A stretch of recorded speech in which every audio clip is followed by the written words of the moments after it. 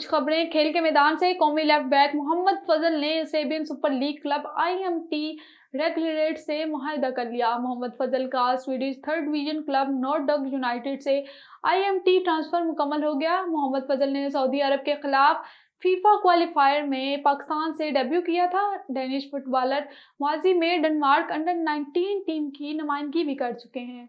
Global T20 league Babar Rizwan और शाहीन को NOC न जारी करने का फैसला। पाकिस्तान क्रिकेट बोर्ड ने कनाडा में होने वाली ग्लोबल T20 लीग के लिए कौमी क्रिकेट टीम के कप्तान बाबर आजम, मोहम्मद रिजवान और शाहीन अफरीदी को NOC जारी न करने का फैसला कर लिया।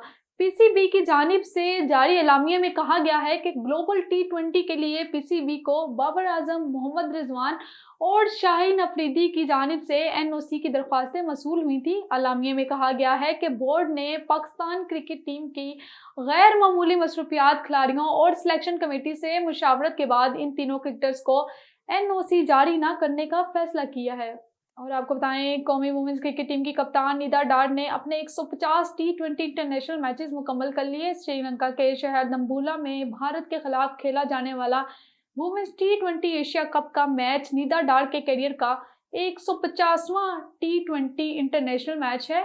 पाकिस्तानी टीम के हेड कोच मोहम्मद वसीम की जानिब से निदा डार को सुवेनियर दिया गया। कौमी वुमेन्स क्रिकेट टीम की कप्तान को टीम की दस्तखत शुदा शर्ट भी पेश की।